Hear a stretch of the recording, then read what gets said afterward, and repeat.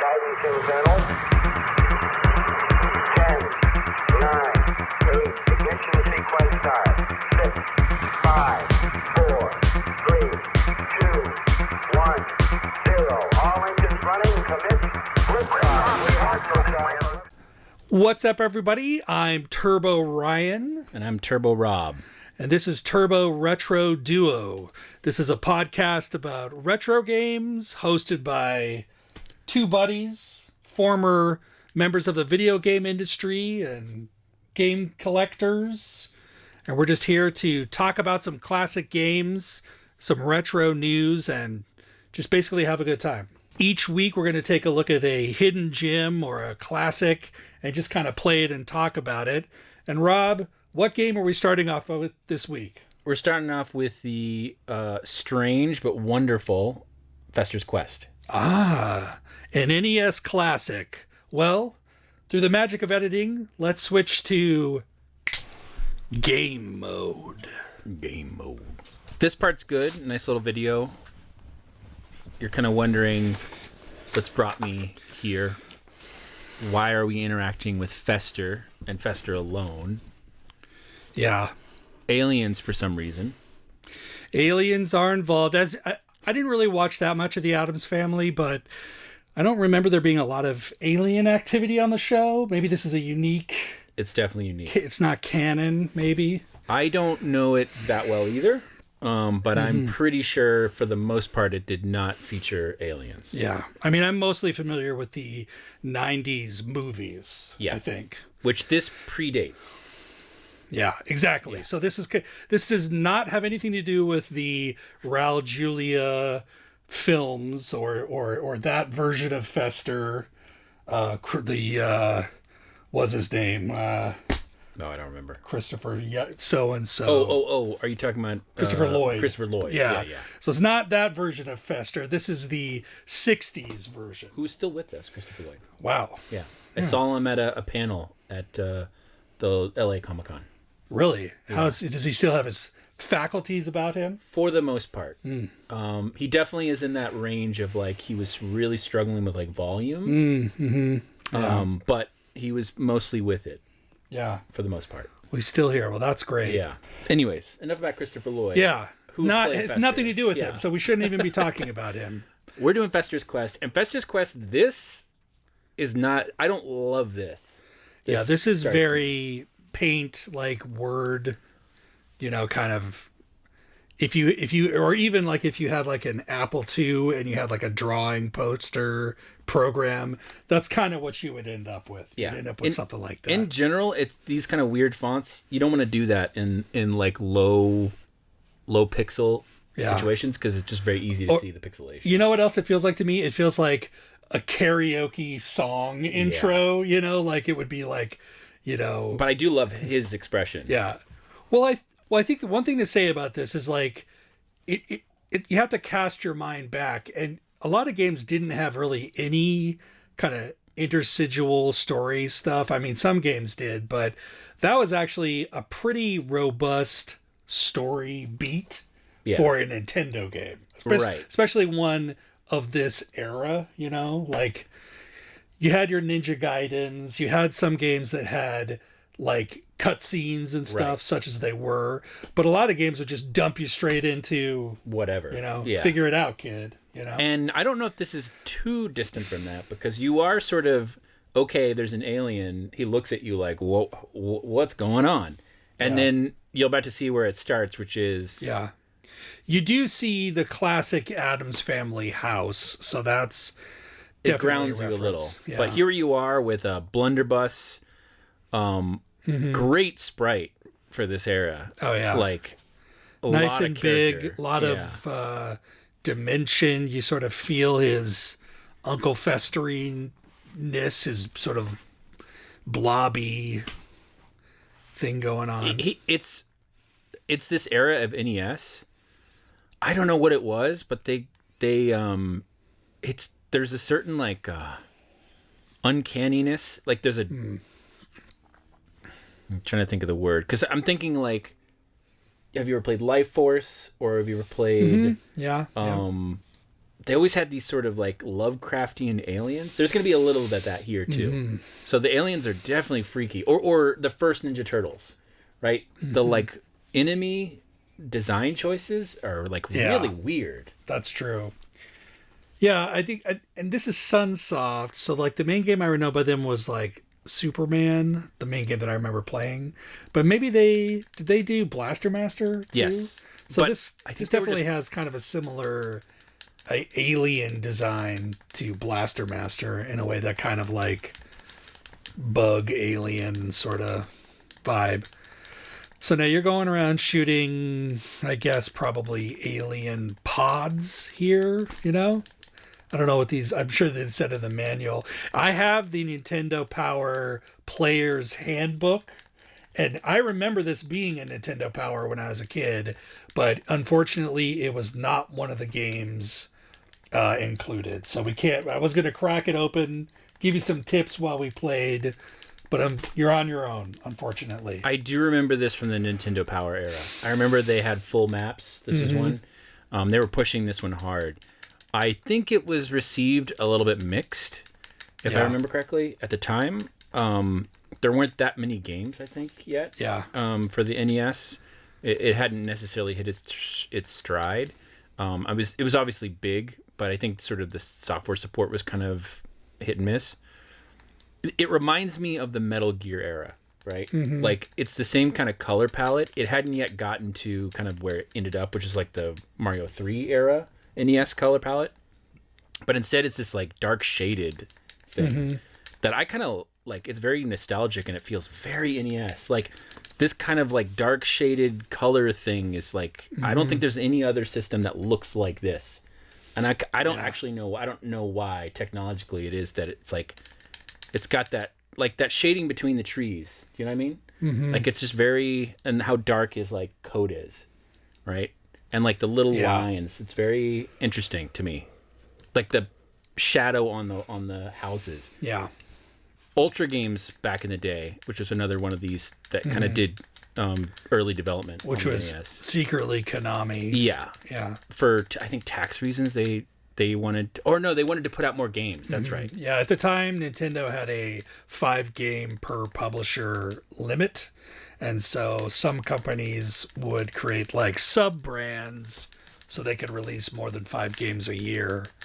Because it was pretty expensive. That you had to buy chips from Nintendo and stuff. So if you were going to make your money back, you really had to get serious.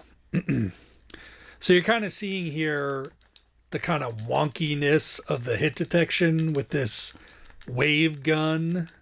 Yeah, you're right. The kind of the way the flat shading on the trees. That's very NES style for sure. Like that dark green. It's like there's no light behind it. Like, wonder what that is. Why either they chose that, or was it like a software limitation? I don't know. Well, I think the Nintendo, like, it has a limited pixel or limited color palette. So like, I don't know what it is off the top of my head, but it's definitely like you're basically needing to paint a sprite with like 4 or 5 colors, and so you really have to choose stuff that stands out well, but you're also, you can see the trees are kind of like slow. 2 shades of green and black, Right. Yeah, they just go straight to game over in this game. Wow. Yeah. Is there a continue? I think there might be unlimited continue, so that's I think what they give you. Okay. Because it doesn't seem like there's a number associated, so I think you just keep on going. Yeah. But it might, I don't know how far it takes you back. Maybe to the beginning of whatever the level is. I know it's like a huge map, so that I don't know if that was new. Maybe it wasn't. I remember. I would imagine the first Ninja Turtles came out before this, and that had like a large overworld, right? I think it was like 1997, if I'm not right. But I mean, definitely like Legend of Zelda came out before this. There was definitely games that had an overworld, but it was. I think that was a little bit more limited. But yeah, that one was like you were switching from screen to screen still, and this is really like single. There's a whole map. Yeah. In some ways, it kind of does remind me of like Earthbound or something like that, where there's sort of like this town you're walking around in, or even like an arcade game like Skate or Die or something like that. Skate or Die, I think, was Ultra. Yeah, same era, I think, as this era of NES. Yeah. One thing I wanted to talk about while we were looking at this game is the craziness of making a game in 1989 based on not only the Addams Family, but this particular character. Like, at the time that this game came out, which was like 1980 something or other,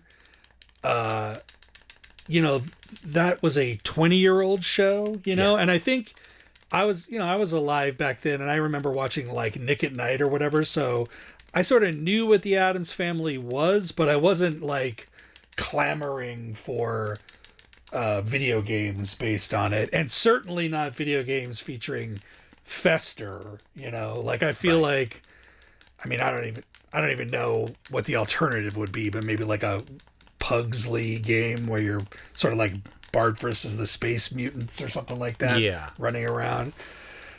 But like, to put that into context, that would be like if somebody made a game today for the Fortnite crowd that featured characters like from Buffy the Vampire Slayer, or something from like right at the turn of the 2000s, like Heroes, you know, like if they put Heroes skins in Fortnite, you know, it would be like, who's asking your for audience? that? Who wants a Peter Petrelli skin, you know, in Fortnite?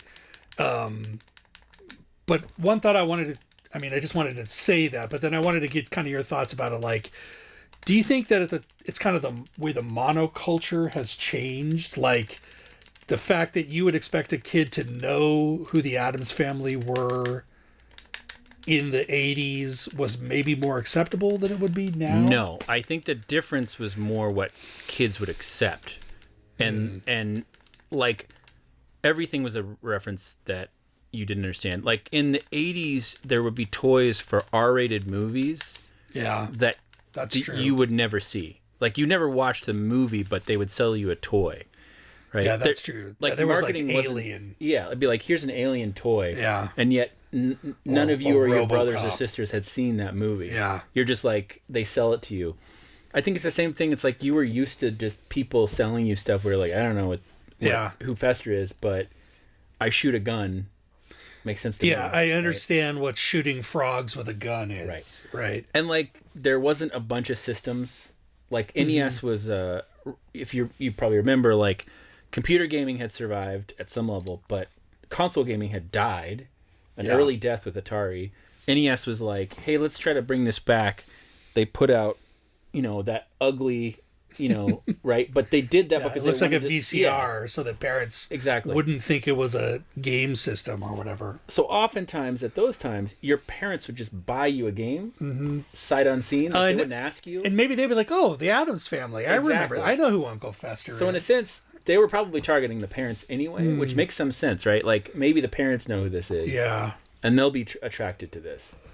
Because, like, isn't it crazy that there was never a great G.I. Joe game for NES, or Transformers, or Thundercats, or like all of the licenses that should have had video games Did not for a while. You know? If they did. Yeah, like Transformers took a long time. Like, it was all the way to PlayStation, I think, before there's a Transformers game that I remember.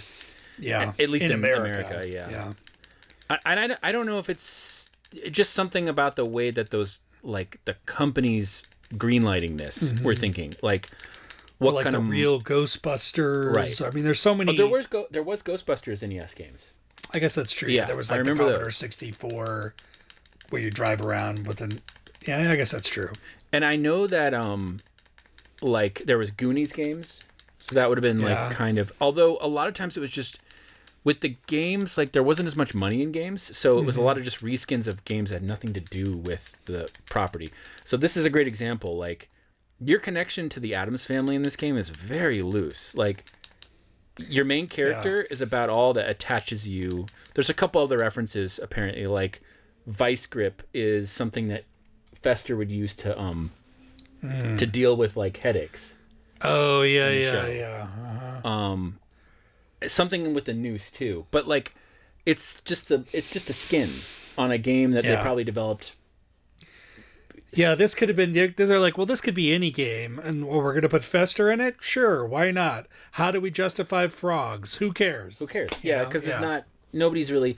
There's not brand managers back then. I don't think like that there is now. Like with the MCU, it was like you would just go to whatever company.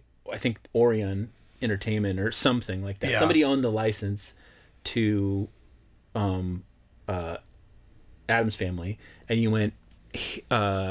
We'll pay you a couple bucks and we'll put this game out and you'll make some sort of, I don't know, they'll do some sort of deal where you make some money, some residuals off of the name Addams Family. And they went, all right, sure. Nothing else. We're not doing anything else for another 2 years until we do the movie. Right. Yeah. Or 3 years. So it's like, at that time, it's like, yeah, why not? And then they just kind of throw these things together. Yeah. Sunsoft actually was kind of the first super successful company that did this sort of thing. Like I was looking at their history, and they were sort of a publisher that would oftentimes go and try to license stuff and make money off of that. Yeah, like the other game I remember from them is the Superman game. Yeah, and they did a bunch of that stuff in the NES era to like mixed situation. They did the Batman game also. Oh yeah, that's right. NES. They did do the Batman game, and then a bunch of other Batman games in like the 16-bit era as well. And then sort of just ran out of money at some point. I think they just didn't have as much support for the kind of stuff they were doing. I don't think they got big enough, and they didn't really get bought out by a larger company. So I think they just kind of petered out, I think, in the mid-90s around the PlayStation era. So are these things, what do you think? Are these like Invasion of the Body Snatchers pods, maybe? That's what we're going for here? The thing is, like, that I should be, like, moving forward, but this is, like, the best way to get stuff. You're just grinding right now. You're supposed to grind. I don't know if I might just run out of like patience and just start throwing myself at it. I know that like famously it's a frustratingly difficult game, especially the bosses. Hopefully I'll get to at least one we can see. Let me consult my notes here. It's also, I'll tell you, like it's very shooter, like a shmup. There's some shmup stuff here, like gathering power-ups, and there's no auto fire.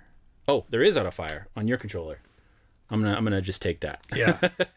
That helps a lot. But if you're playing this without the auto fire, it is tiring. Yeah. Yeah, don't give yourself carpal tunnel. Really enjoy it. That's way better. Look at that. And then that's more like a wave beam. Yeah.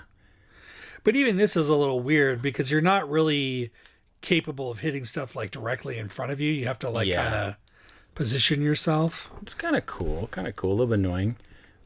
Also, I've heard that the later European version you could shoot through walls, which helped a lot.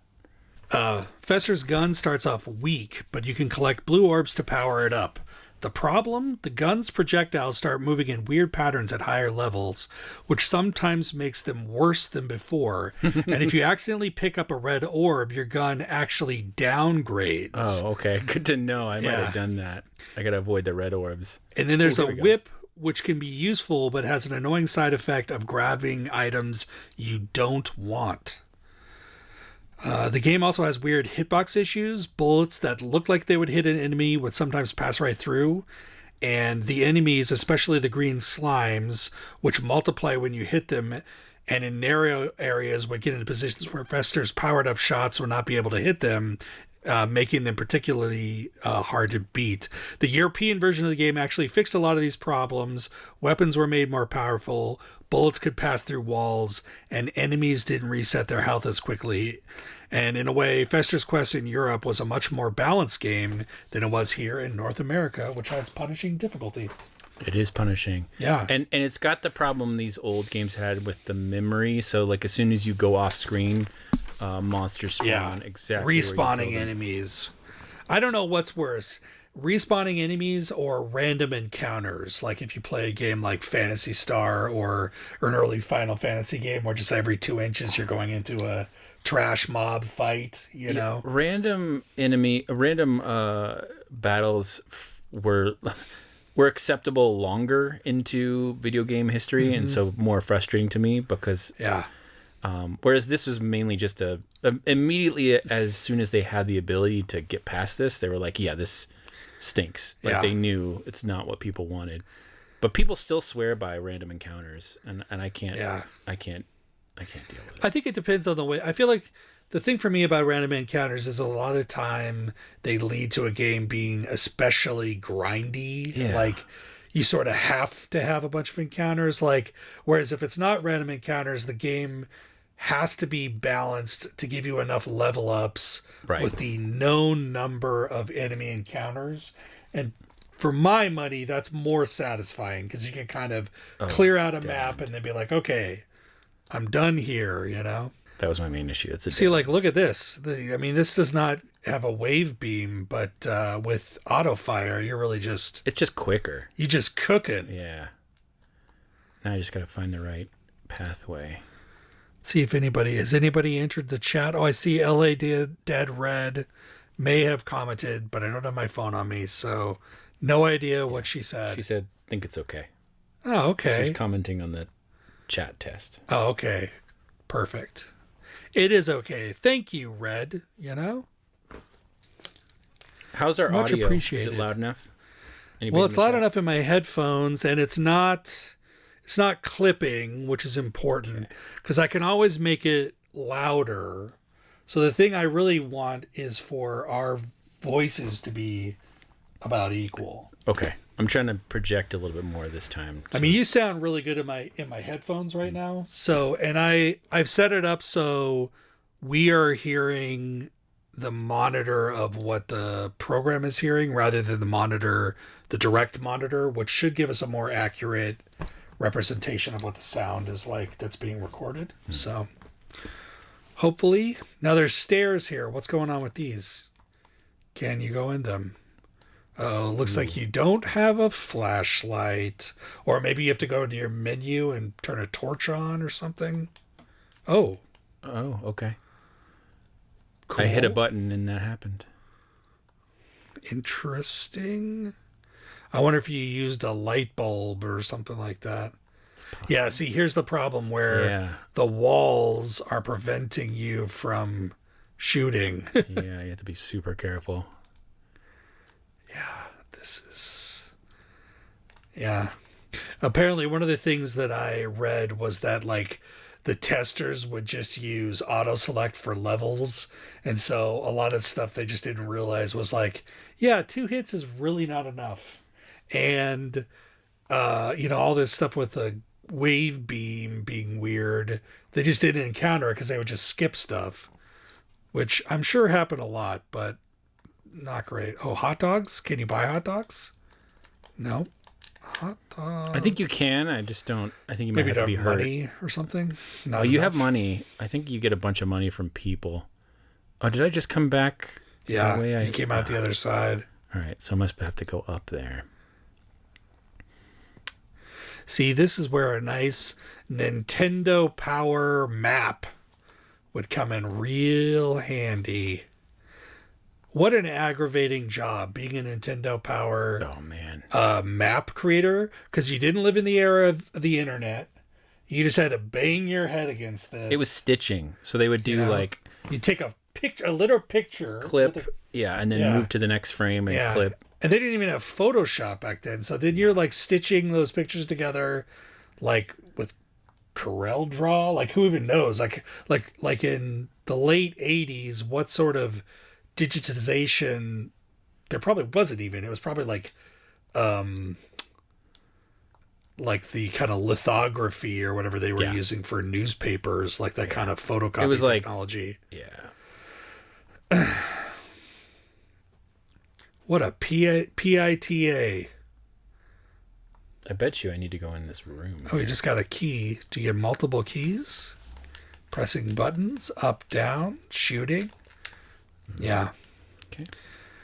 People definitely, I hope they don't come to this stream for, tips and tricks, because we're as lost as you are. I mean, this really feels like Metal Gear, like the kind of bricks. layout and the bricks and love the it. gray, even the gray sort of metallic walls. Art direction, awesome.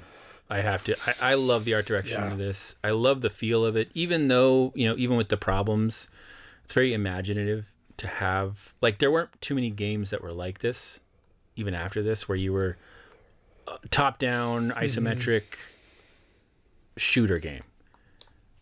Typically, you had like a Blade or something like that in this kind of scenario. But in this case... Yeah, I could think of like Sega's Alien Syndrome, maybe. Yep, which I think was also something either they published or they... yeah, that would make sense, because this engine could pretty easily make a sweet Alien Syndrome alike. Oh yeah, look at this. Oh boy. I mean, the slimes aren't so bad because they're slow. Maybe this version of slimes are not that bad. Guess the problem is the way that they split up like that. I mean, it's... And like... takes patience. Yeah, you just kind of have to know what you're doing. I would say the high damage frogs right now are way worse. Yeah. And then you got those like sand people looking things that spit out nightmares. Worms. Just like imagine like an 8-year-old you looking at that. It's like a skull head spitting out some kind of and then if the worms hit the water, then they turn into even more horrible things. What a shame, that we didn't get a Raul Julia starring Addams Family. Yeah, well, there probably was. There was probably an SNES era. Yeah. Well, Fester was really kind of the main character of Addams Family too, because he was getting married and all that stuff. Addams Family values. Yes. Yeah. Thank you. Was that the one that had the MC Hammer song? Yeah.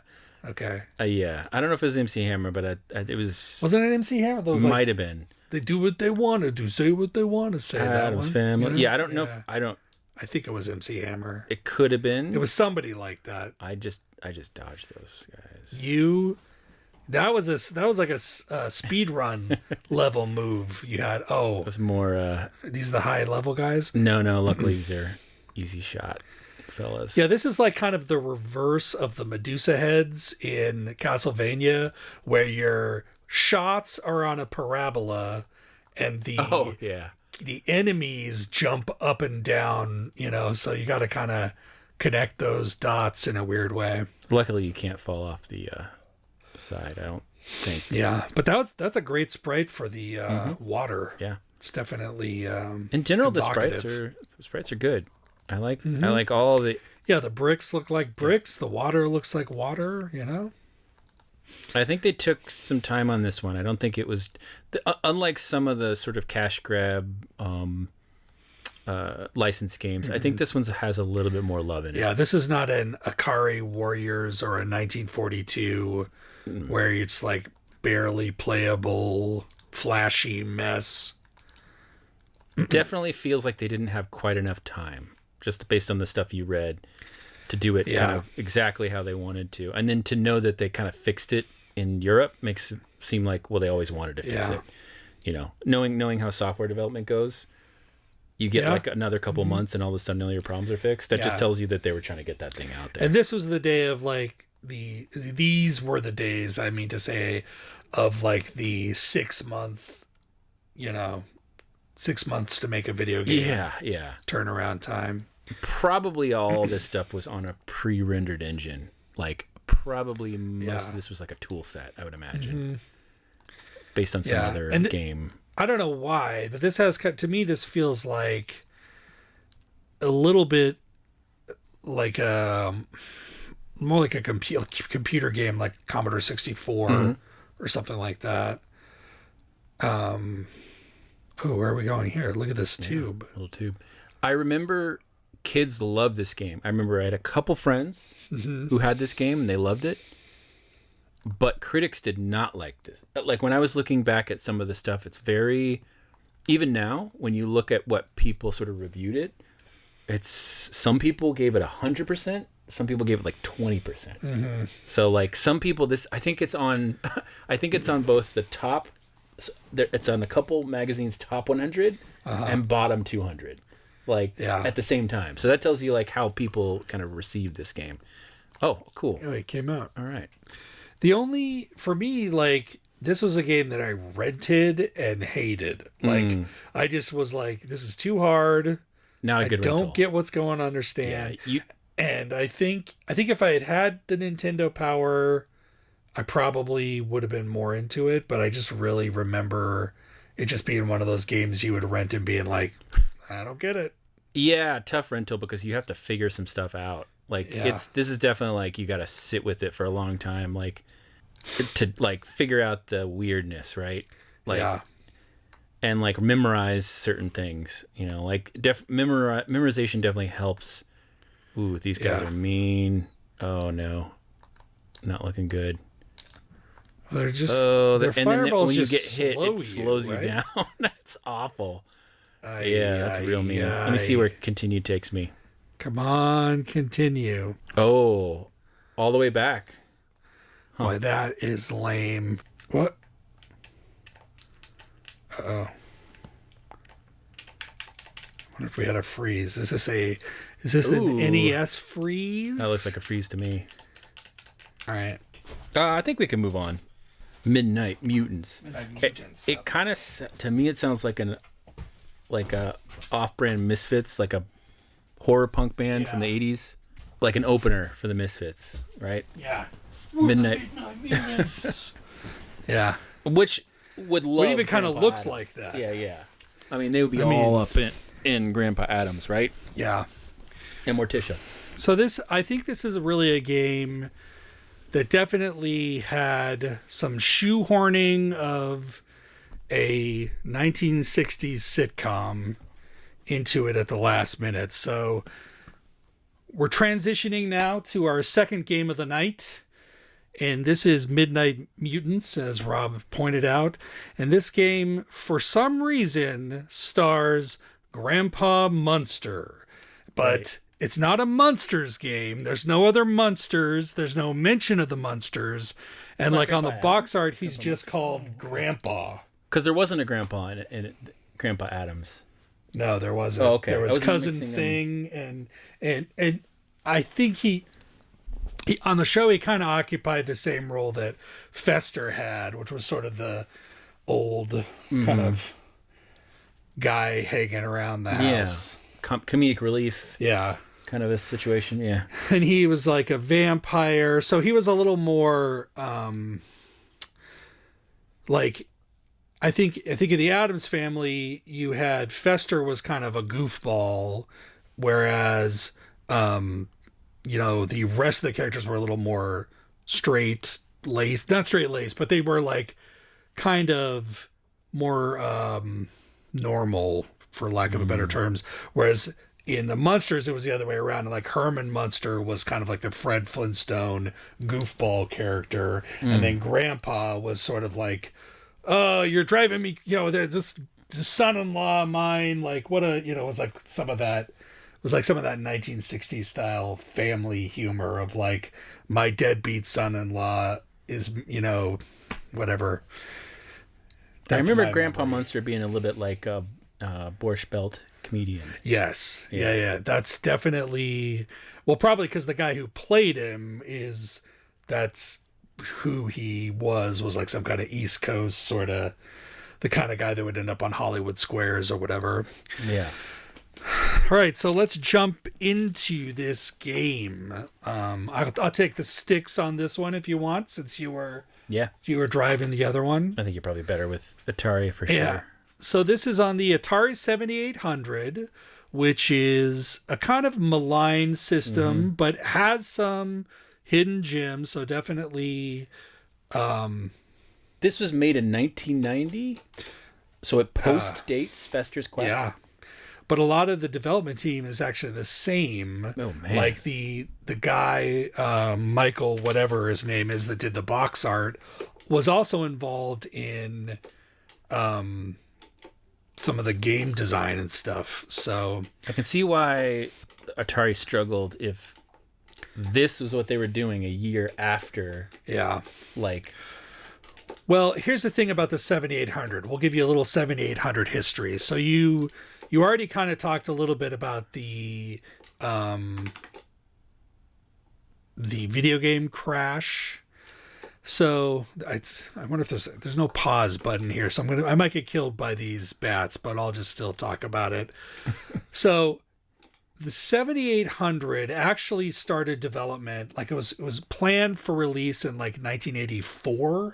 So it was going to be the successor of the 2600, but through some things that Atari was going through, like they were going through like a corporate buyout and stuff, it got shelved, and then the 5200 came out, and long story short, the 7800 was intended to be released in the early 80s, but didn't actually get released until 1989 as like a competitor to the NES. But it's a terrible competitor to the NES because NES was 86, right? Yeah, in America. And it's essentially equivalent to like an Atari 400 or 800 computer. It's like about that level of power. It really has terrible sound because it uses the same sound chip as the 2600, which is actually worse than the 5200 sound chip. So it just still kind of has that annoying like bleep blop sort of. It's just not.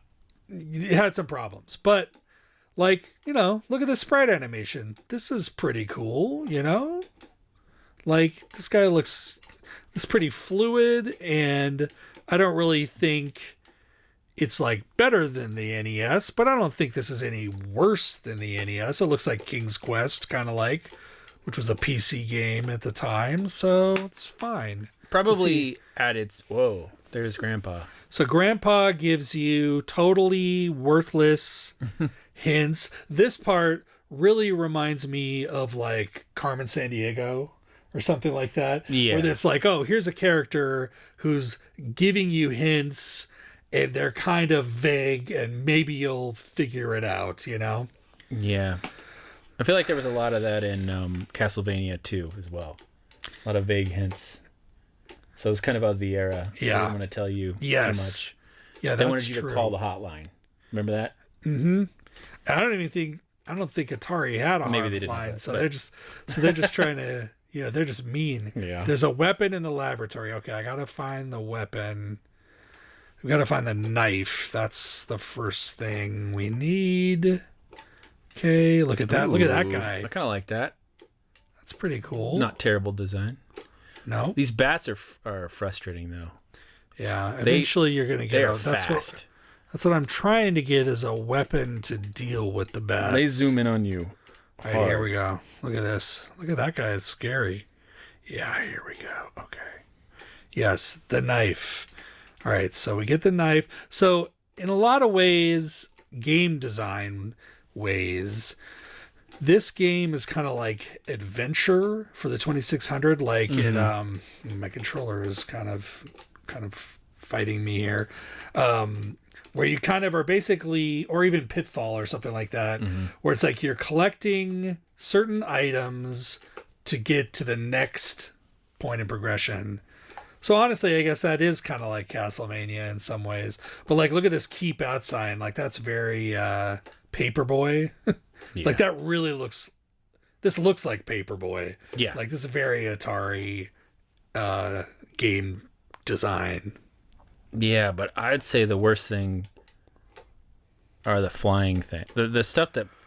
Yeah. Everything's a Medusa head in this game. Yeah.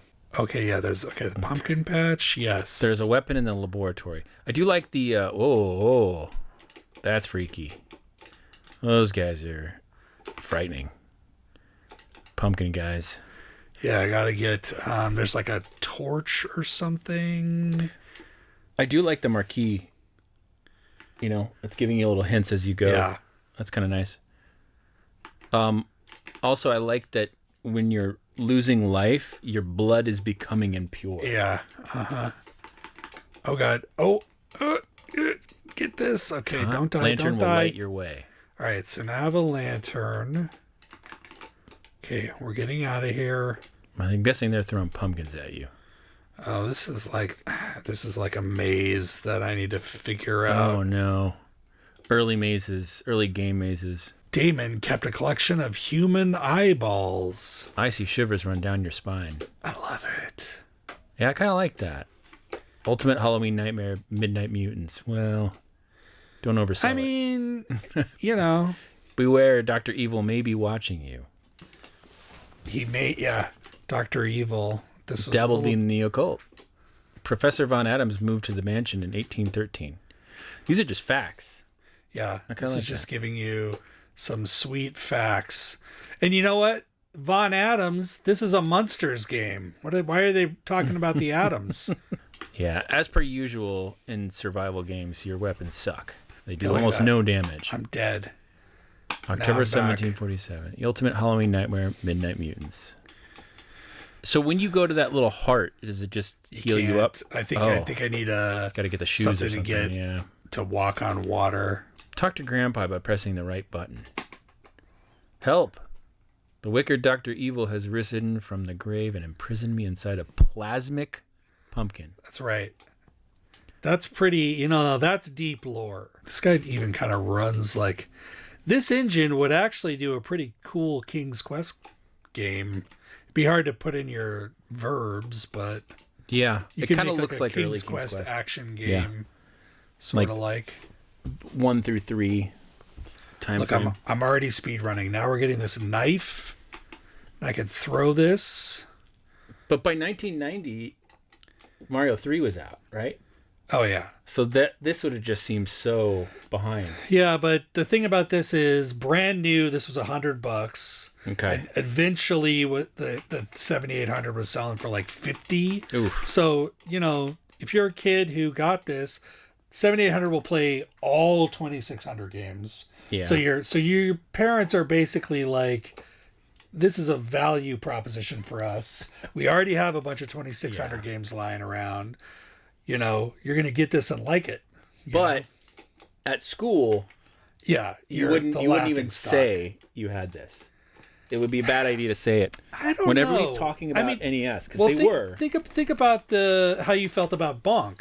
Like that's what you had. Well, that was, but when I was playing Bonk, that was like junior high. That's when I was ready to deal with the. Oh, you were worried about rebellion, what other kids thought of right? you. Like I'm cool. I do the system that nobody else plays. Mm-hmm. But in grade school, which would have been my NES time frame, everybody was talking about NES. No one was talking about the 7800. Yeah. Yeah. I mean, the 7800 was like dead probably by the time this game came out, I'm sure. Yeah. Like I remember there being ads when I lived in Idaho, so that was like 1988, where it was like the 7800 from Atari, and it was talking about like pricing, and it was like $99. Are you out of your mind? Like that kind of thing, and bargain. Yeah, what a deal, So I remember the era of Toys R Us, which was back then. That was the main place you got these. Yep. They didn't have them in, didn't really have Targets as we know them now. I don't think they really had Walmarts as we know them now back in the 80s. I don't remember them. Maybe there was Kmart's. No. But I don't think they sold systems. Maybe the Nintendo. But at Toys R Us, they had all the systems. And I remember they had NES. And then I remember seeing Master System. But it was kind of off in the corner. And that's it. I don't remember seeing anything. I think my parents had an Atari. Yeah. But by the time I was, able to sort of be cognizant, Atari was already quite dead. Yeah. I mean, we had an Atari 5200 straight to an NES. Like we didn't get a 7800. Right. And then we got the Genesis. So that was kind of my progression as a kid. You're a cool kid with the Genesis. Yeah. Right. I mean, attitude. That's what Genesis was. I mean, we really had the NES for a very long time. Yeah. And by the time we got a Genesis, it was already pretty close to being like, ready to be replaced, so we had a Sega CD at the same time. So that must have been, so you got the full package. Right. That was the late Genesis package. Yep. Yeah. So, but then that was the Mark II. So that must have been like 1991 or something like that. And to give you an idea, that was 1 year after this. Yeah. That's crazy. Crazy. Yeah. I mean, I definitely didn't know anybody that had a 7800. Yeah. But I knew lots of people that had 2600, so I could totally understand the kind of idea of like, oh, well, it'll play 2600 games, so we should get. Oh, I could see how somebody would buy this, but I think they probably would have a little bit of like remorse at the time. Now it feels cool because it's like, look at this interesting relic like of the time and the industry, and there's probably some hidden gems on here. Yeah, but I'm probably making excuses for it, but I could see there being a kid that's like, I like this. Like, I like this weird horror game, and you can't get this on NES or whatever. I mean, it's wild. You know, maybe it's based you're on wrong, Grandpa, and it's definitely not fully like licensed. I can push a button at any moment and talk to Grandpa. Like, you're not getting that in a Nintendo game. And this one, I don't think they licensed properly. When I was looking at some of the info, this one was definitely like this is a little flying under the radar. You know. Yeah. I cannot get out of this damn pumpkin patch. I'm just going to go up. I mean, maybe I have to keep going up. You think that's what it is? With your 62% pure blood. I'm just lost in the pumpkin patch for. Okay, so here's. Would it be cool if the scarecrow like pointed your way to go, like, oh, you've got to go left? Yeah. Damon kept a collection of human eyeballs. Who's Damon? I don't know. That's probably. Oh my god. Uh-oh. Game over. I'm dead.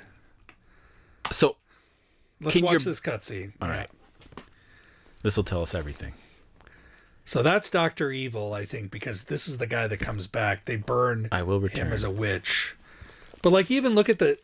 Oh, I didn't touch anything. Okay, so now 1992. So slightly in the future from when this game came out. Okay, 2 years from now. And I do like this. Devil dogs, you know, like very Ghostbusters. It's a little bit Thriller with the like synchronized pointing. Take that, Gramps. Oh, so Gramps is in the pumpkin. Oh. All right. That didn't look like Gramps. Is he talking to you from the pumpkin? Is that the conceit?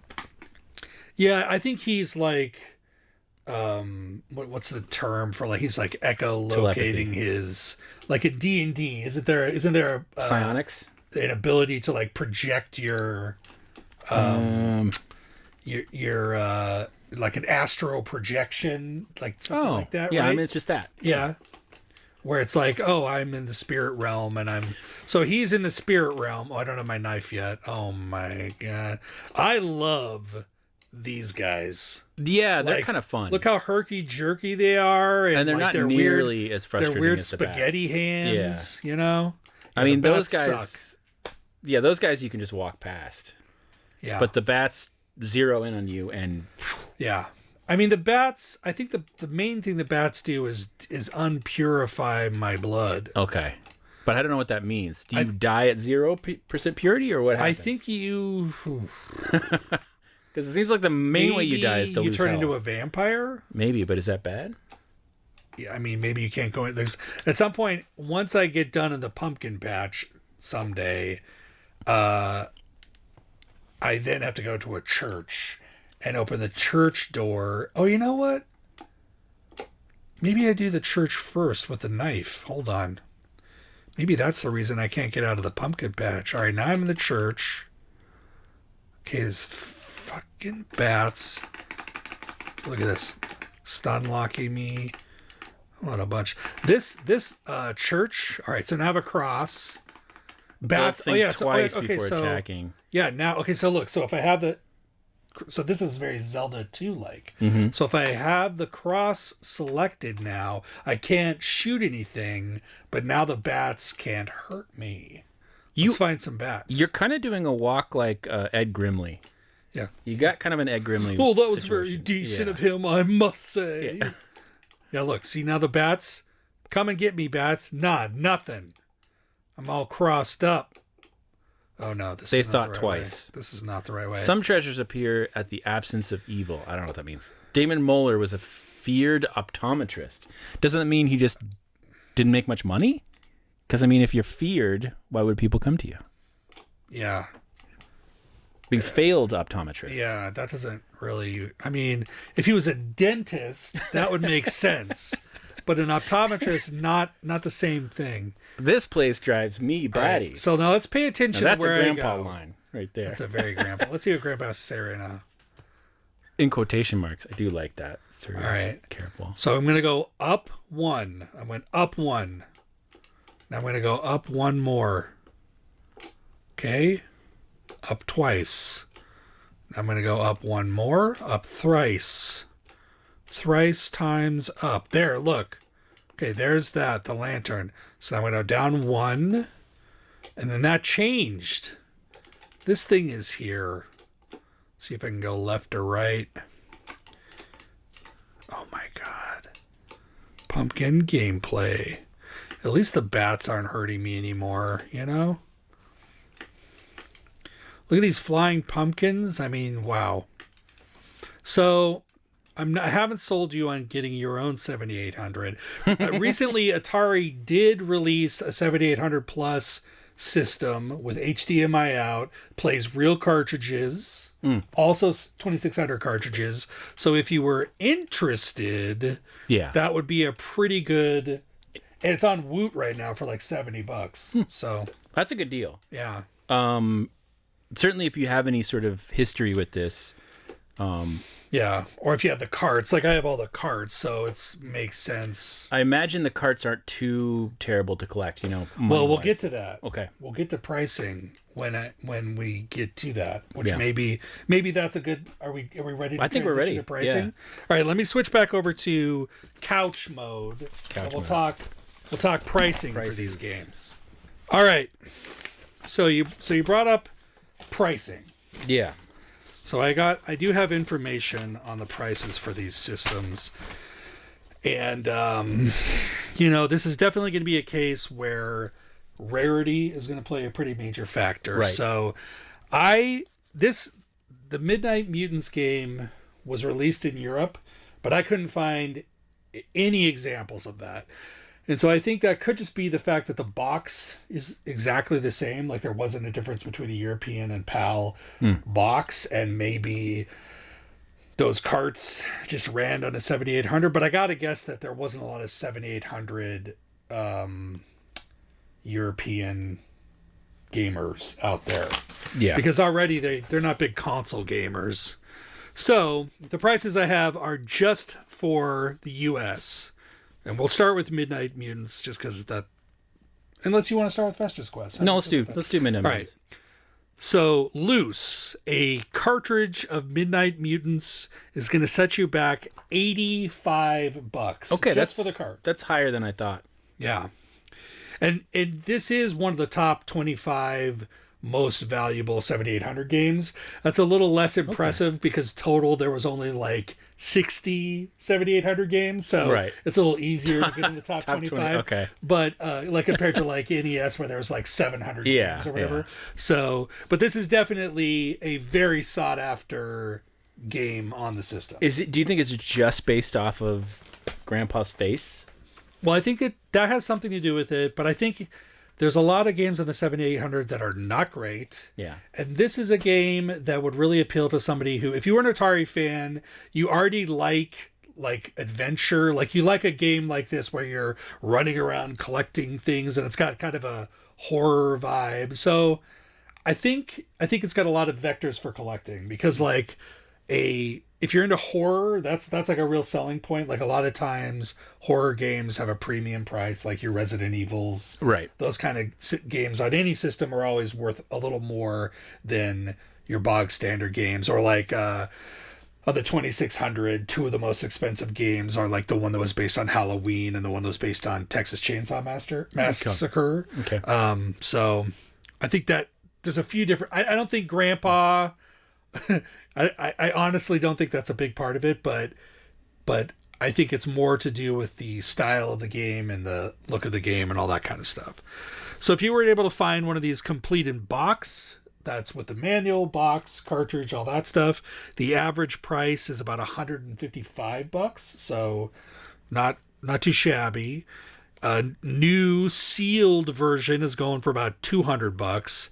I did find a graded copy for $221, and that actually was something that I was going to mention when I talked about this. Is like, I don't think that like real game collectors put much value on graded copies of stuff. Like, I think in comic book collecting, there is a little bit more of a premium placed on graded comic books. Yeah. But for video games, that's definitely less of a consideration. So the pricing between the two is pretty similar. And that's not necessarily the case for Fester's Quest. So I'm already, but at least as far as Atari goes, they're pretty similar.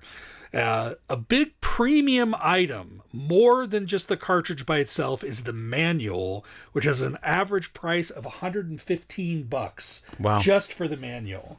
But that's because, Atari games came in cardboard boxes, so a lot easier to lose those. They're not like Genesis with like the plastic shell. Mm-hmm.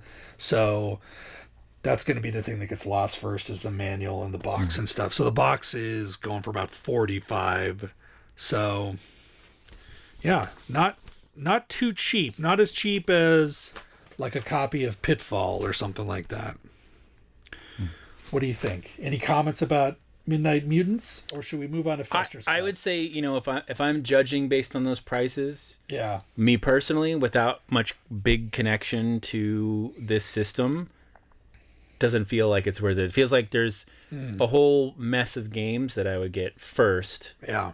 Hopefully at a lower price for some of them. Right. That I would find more beloved, sort of hidden gems. Yeah.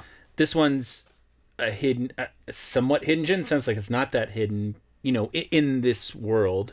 Right. And so for me, I probably would skip it. It's not something that grabbed me, other than the cover. The cover was great. And there was some funness. There were some interesting ideas there with the marquee, but a bit too frustrating for me to try to spend that kind of money on. But if it's something that you remember from your childhood, it doesn't seem like such a crazy price. It's not like a crazy, no way price. It's just for me, probably I wouldn't. Well, let me add some extra spice onto that. I don't fully disagree with that. I don't think I would.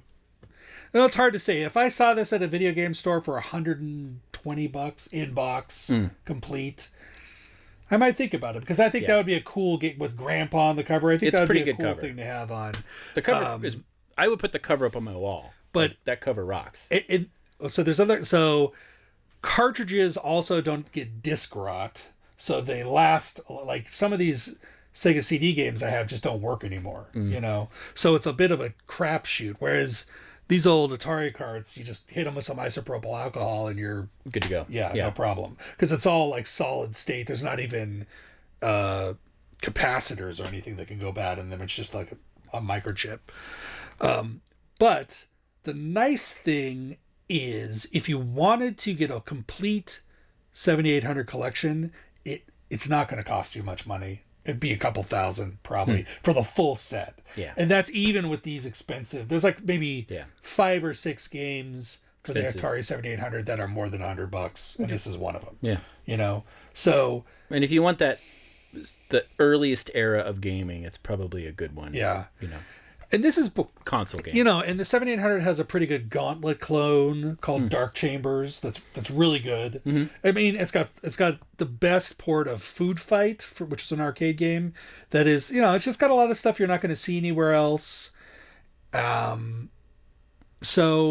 I don't know. I think there's a certain type of collector that it might appeal to, but I agree with you. I don't think this is going to be anybody's top 10 games to get. And if I were going the Atari route, I would go with the 2600, because that's got the memories. And you could get so much bang for your buck there. Right. You could get a box of Atari games for $50. Yeah. And get half the collection right there. Yeah.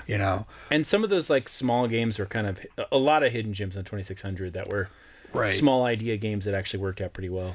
I find 2600 games to be kind of hard to go back to, unless I played them as a kid. Controls-wise, it's tough, but to get used to. But I remember I played them a lot as a kid, so I think I have some of that muscle memory still there.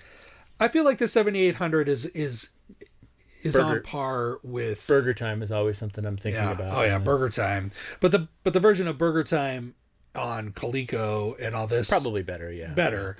Yeah. I don't know. I don't know if there was a version of Burger Time for 7800, but you could play the 2600 version. It'd be fine.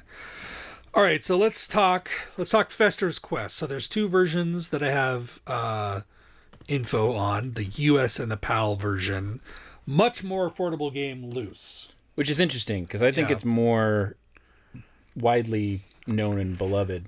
Well, it's sold like 1 million copies, so it's there's just definitely supply. stuff out there. It's not, you know, like there's probably 10,000 copies of Midnight Mutants, maybe less. You know, so the U.S. version of Fester's Quest Loose is only $7, so very common, Dang. very easy to get your hands That's a on. pretty good price. Yeah, I mean, if you're collecting for NES games, it should be in there. I'd say. For And sure. I would argue it's frustrating, Yeah. but I don't think it's the wild. Like, when I'm thinking of the games of this era, all of them are frustrating. Metal Gear's frustrating. The first Teenage Mutant Ninja Turtles is frustrating.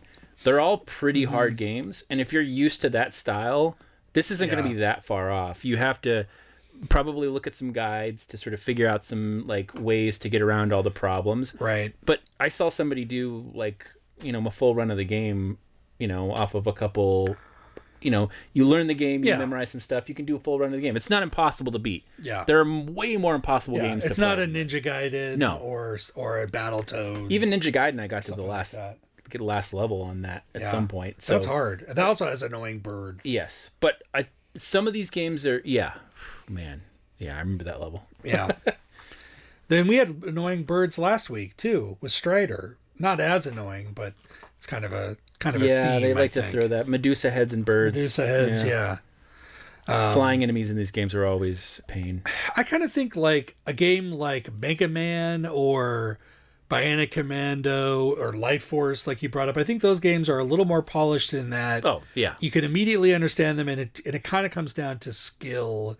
Whereas a game like Fester's Quest, there's a little jank where you kind of have to learn the jank enough to get good at the game. Yeah. I think that's part of it. but I will say you get to sit with it it's a little bit slower, which some people might hate. But for Yeah. me, it's like you get to learn some of it. Like you can avoid enemies. There are a lot of games on the NES where Right. you're thrown right into the middle of the enemies. Like Ninja Yeah. Gaiden was one where Yeah. you just have to figure it And out. there's unavoidable hits Right. and guys running in from behind you. And, In this one, you can Yeah. sort of approach things a little slow. Yeah. I mean, eventually you have those frogs. You saw them kill me, but it took like a while for me to get to a point Yeah. where they would like corner me. So and you had a lot of stuff in your inventory. I wonder if you could have like gone invisible or like if there's something you could do. Again, to, it does do feel that. like there's tricks and stuff that I have to learn. Yeah. Yeah. I gotta watch some speed runs and Yeah. figure it out. It's definitely speed runnable. I've seen people. It's a pretty short game if you know exactly where to go. Yeah. Yeah. There's probably skips and all Yeah. that kind of stuff. So, all right. So, So $7. $7 loose, complete, still totally affordable, only $30. Wow. New, it's jumped up in price new. So if you get a sealed copy, Fester's Quest is $250. Okay. So that's starting to get up there. Graded, you get another jump. There's a copy $395 for a graded copy of Fester's Quest. I didn't write the grade down, so maybe I should start thinking about that. Box and manual, pretty common. The box is 21 and the manual is only 6. So I think if you got a complete copy for 30, I mean that's a great deal for a great game. You put it up on your, but it must be pretty common. That's why it's not like, crazy levels. Now if you go to PAL regions, definitely a more expensive game. So loose, a PAL copy is about $17. Complete, you're looking at $67. A new sealed copy is $295, and a graded copy of the PAL version of Fester's Quest, $631. So, Well, not that too was pricey. the better version, right? Yeah, that's the one that Yeah. got fixed. So that makes a lot of sense. And there's probably not as many copies, so it's probably because NES was not as big in Europe as it was over here. Yeah. The box and manual, not that pricey. You got $10 for the box and $15 for the manual.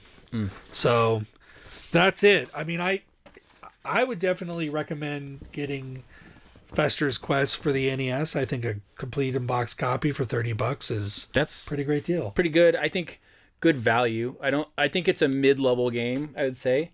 In the kind of collection of NES games, like somewhere in the middle. When like I told you before, like the reviews are all over the place on this game. Like you ask one person, they said I love it, and one person's like, this is the worst game I've ever played. Right. So it's definitely like a feel thing. You probably want to play at a friend's house or play it like a ROM just to see if you like it, and then maybe purchase. But if you like it, it's a good deal.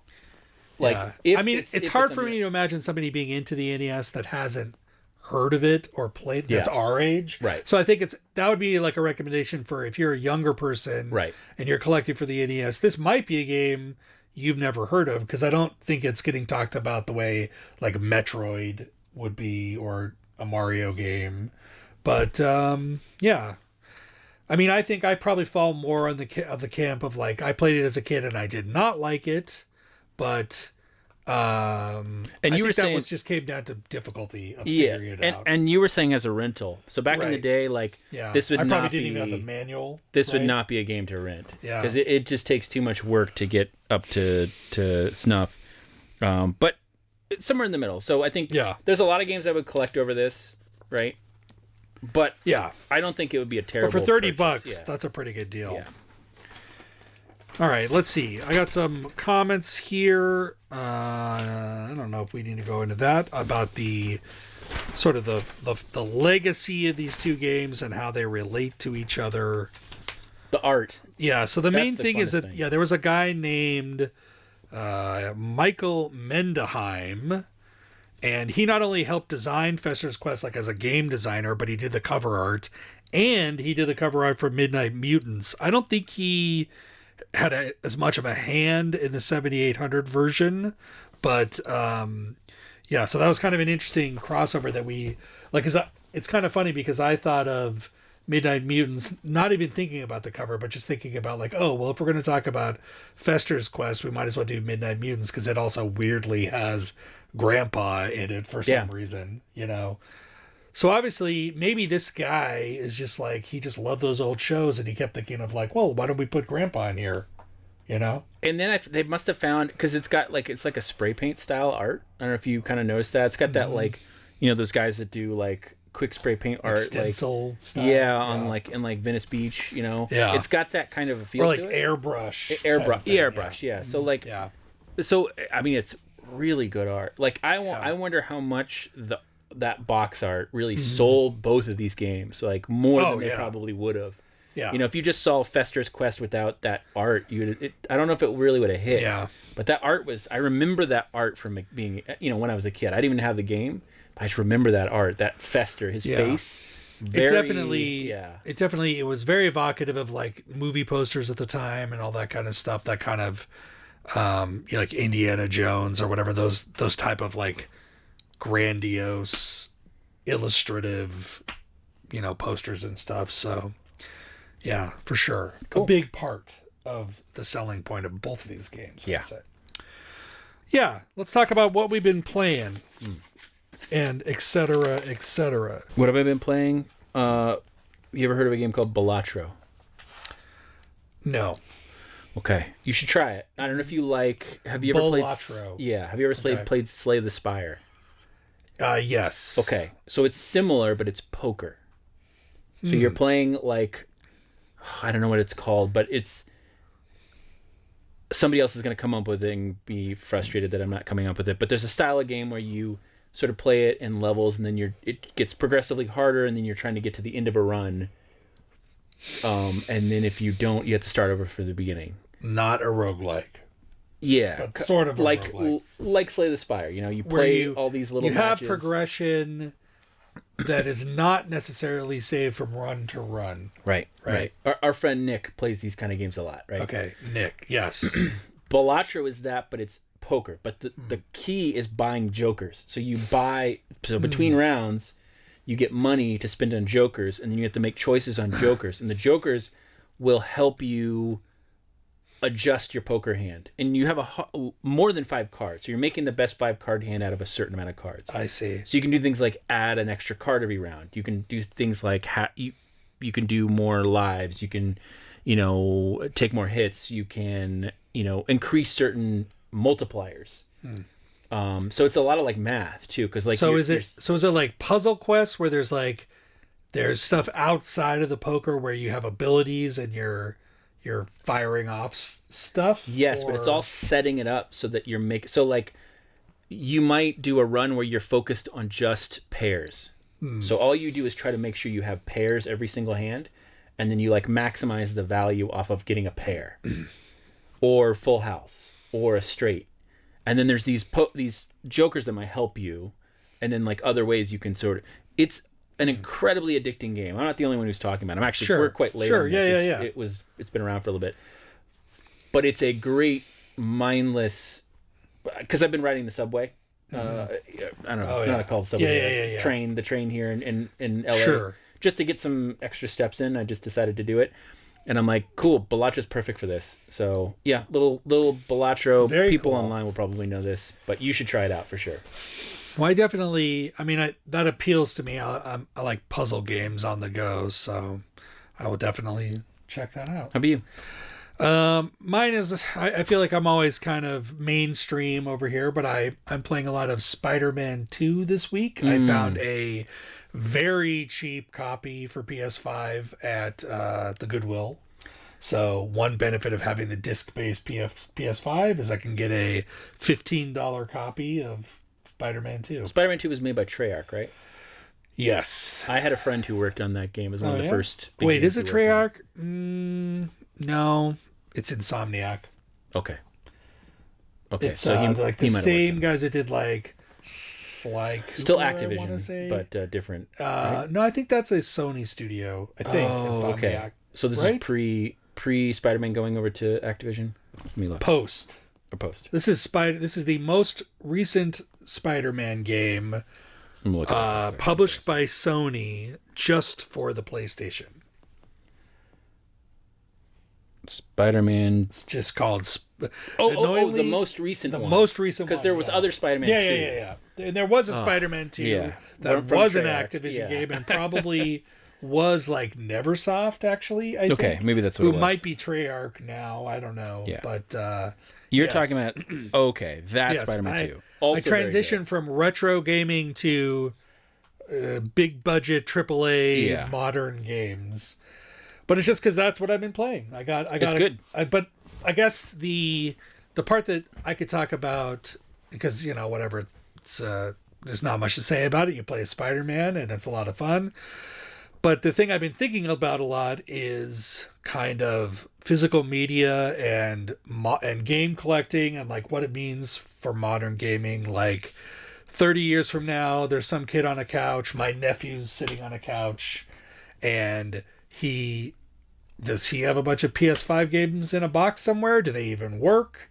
Like, what does that landscape look like? And it's probably all just going to be emulation and stuff, but it definitely was nice to me to find a very affordable used copy of something and be able to play it, like, because that game is still selling for like $50 on the PlayStation Store and maybe more.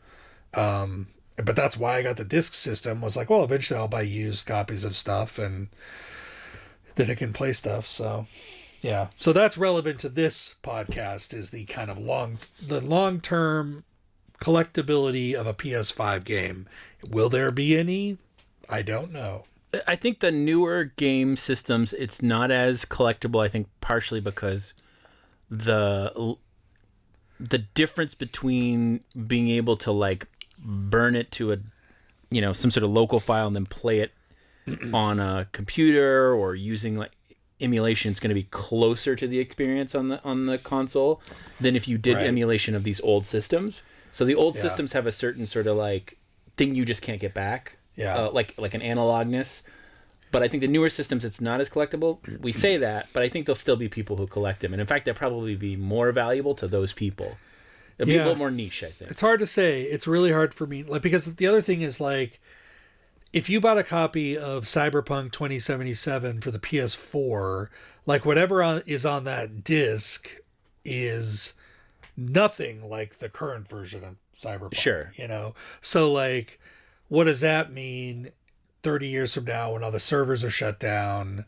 Will you even be able to play that? Like, probably it'll just be like my Xbox, where it's like, well, I've modded my PS5. Yeah. And I can download a patch that patches it up to whatever the final version was, and that's how you play those games. You're not wrong. I know there's like PS3 consoles that have not been updated that sell for a pretty high price. There's those kind of markets. Like I have PT on this PS4. So I was thinking, exactly. like, yeah. Oh, if I ever sell this, I'll have PT on it. Yeah, and there's interesting. But yeah. So that's what I'm playing. Nothing too exciting from a retro system, but it's one of those games where all weekend long I was playing it, and you just kind of like, it's kind of like Assassin's Creed, where there's like, oh, there's a few more little things on the map I gotta finish in this zone to get it to 100%, and then you're just trying to get everything to 100%, and that's what modern gaming is. Well, I feel like I will say about Spider-Man 2, they don't overstay their welcome compared to some of those other games you mentioned. It is quite like concise. Like I did 100% it pretty quickly, so I remember feeling like I got enough out of this, and I was able to put it down and put it away, and it didn't sort of overstay its welcome. After about a weekend, I think I'm about 30%. Yeah. So it goes quick. Yeah, even compared to the first Spider-Man, I feel like that's more concise. Like the first Spider-Man definitely had a few things where I was like, oh, I'm doing more car chases, okay, right, or whatever. And this doesn't quite feel that way. So not as chore-y. Yeah, so that's good. Cool. Yeah. All right. So that's what we're playing. And want to do some news? Yeah, we'll just do some news. I got a couple of things I wanted to touch base on.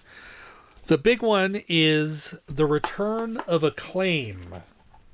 If I say the name Acclaim to you, garbage. Yeah, garbage. I remember. All I remember is a bunch of bad Acclaim games on the N64 when I was one of the few people in my friend group that was playing the N64, hoping for good games to finally come out, and then getting Acclaim games and then being just terrible. Quarterback Club, I had that. Yeah. Well, for a while that's exactly what they were. Yeah. They were kind of like a budget EA. So they had cheap baseball games. For a while they were the WWE guys. It's very similar to THQ in a lot of ways. And actually, my old boss at THQ, Mike Matoda, who's the gray-haired gamer on Twitch, if you watch that, he worked at Acclaim. That's where he started as a game tester. And,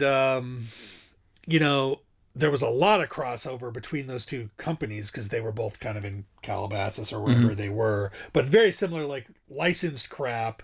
Like the games, like I was going to ask you what you remembered, and you already told me without me even having to ask you. But like I think probably the games that I would point to as being the best that they ever did was they released a couple of the kind of weird Fallout spin-off games, like or like Baldur's Gate Dark Alliance. Oh right, they had a hand in because they would publish Interplay stuff on consoles. So they do some Interplay side development. Yeah, they also had some connection to Midway, so I'm pretty sure that they were publishing Mortal Kombat stuff. I think you're right. Midway was another, to me, kind mostly of poor development company. But like I think Interplay was awesome. Yeah, of course. Yeah, but I think they were like a PC company, so Acclaim handled their ports to. This could all be wrong. This is just what I'm kind of remembering off the top of my head without looking it up. But Turok on the N64, that was an Acclaim game. The first one was all right. Yeah. The rest of them were BMX Triple X. That's another notable one for them. But yeah, they just were a bunch of licensed stuff. So the one thing I wanted to bring up about this is I'm kind of like, well, what does it mean? What does that mean that Acclaim is back? Like all this, they're not going to re-release their WWE games, which is probably what people know them best for. They're not going to re-release their sports titles because they don't have licenses and they're not good. Any of that. And so like I kind of looked down a list of like what could they even release. Turok is based on a comic book, so they might not even be able to do that. Although I'm not sure if the comic books were based on the video games or vice versa. Yeah. But they also had that game Forsaken that was like a first-person shooter, and like the kind of notable stupid thing about it was like the health meter was like a tattoo on your chest. Oh yeah. And you would like look down and you'd see it fill or whatever. Like that's the one thing I remember about that. Interesting. Yeah. So I think that what they announced is that. Oh, Totally unrelated, but we'll definitely have to do Daikatana at some point. Oh yeah, yeah. I think there might be a Daikatana for Dreamcast, or Saturn, or one of those. Yeah, definitely. I would love to do a bunch of those old '90s, late '90s, like edgy, Hexen, and all that stuff for sure. Yeah. So anyway, that's Acclaim. They're back. They said they're going to be publishing a lot of indie stuff. So so it's going to be kind of like how THQ is technically back, but it's like a Nordic holding company that I see. That's kind of putting that. Maybe out, they'll be putting out better stuff than they ever did. Yeah, maybe that's what it's going to be. I mean, they have their roots in the 2600, same that Activision and Accolade did. Like, those were all spin-off companies. So originally Acclaim was a bunch of like Atari game devs. So they definitely have some roots in retro, but I don't think there's anybody out there going like, "Oh my god, Acclaim, that was my favorite publisher." No, can't wait. They were the first company that helped me realize I need to be very careful with which video games I play. Like based on like the LJN or something like that. Yeah. And so the last thing we'll just touch on is that it is Pac-Man's 45th anniversary. So Namco's pulling out all the stops. There's going to be some Pac-Man skins in Fortnite and a bunch of other kind of dubious mobile games happening and stuff like that. But I just wanted to touch base on that. Like, I would say Pac-Man as a kid. A checkered history. Yeah. Pac-Man. Yeah. Started great. Started legendary. Probably the first big hit was that Atari version, which I had. Oh. And it probably is a collector's item, but I don't know where it is. It's probably gone, which really bums me out. You mean the tabletop one? No, Which one are you talking about? It was the Atari cartridge Pac-Man. Oh, yeah. One of the worst Pac-Mans terrible. ever made. For the In 2600. The blue screen, with the for the 2600. Yeah. And I remember playing that, and again, it was a different time. I don't remember hating it. Yeah, I think when you were a kid and there wasn't any alternative, and I hadn't played the original version. Awesome. It was like I just figured it out, right? But I do remember it being tough. What would you say? Is that your favorite Pac-Man game? If you had it, no. Okay. Now having played the other ones, no. Yeah. I mean the Miss Pac-Man is obviously the strongest, arcade title of the original set, and then there was a couple interesting. There was like a 3D Pac-Man on the NES. Do you remember? Was it like Pac-Man World? And it was like where it was kind of like isometric. Yeah, and it was 3D, but it was like still sprite based. I remember it was kind of interesting. I don't think I played it enough. Jump. That was the one we could jump the ghosts. Yeah, that was a good one. But I heard it was kind of hit and miss. And then since then, they kind of tried it so many times to rehash it. It never quite worked. The championship edition that came out, that was pretty XBLA good. Or whatever that was. That was pretty good. And they had a couple arcade versions of that. They have one actually over there in Eagle Rock. That what's that? Barcade. Yeah. So they like had Pac-Man Versus or whatever it's called. I think it's based on the same sort of core. That's a great engine. game. That is an excellent game. Yeah, like I that's agree. probably my favorite Pac-Man. I agree. Yeah, I think that engine, whatever that is, the championship edition engine, and on the 360, that's definitely the best way to play because the music is good and the way it ramps up. Second to that would be like an original Miss Pac-Man, like yeah, I agree with you. I think we're in agreement on the best Pac-Man. So happy birthday to Pac-Man! You're 45, so. I feel you, buddy. Hope you're taking your aspirin for your back pain. All right, we're going to do some call-outs. So I worked hard and made some special overlays for this moment. So what I want to ask you to do is, if you're watching this on YouTube, go ahead and hit that like button. Smash that subscribe button, so ring the bell so you'll be notified when new videos come out. That really helps, and we definitely appreciate that. We also have social media, so we're on Instagram, Blue Sky, TikTok, all of them. We'll put links to all that stuff in the comments below, so definitely give us a like and let us know what your favorite Pac-Man was. Yeah? Yeah. Let us know what your favorite game based on a 1960s sitcom was. Also, let us know what your favorite Addams is. Yeah. Oh, yeah. What favorite? Yeah. And your favorite Munster. Yeah. And Addams or Munster. Yeah. Though that's a good one. Yeah. Are you an Addams Family or a Munster person? I'm going to say Munster.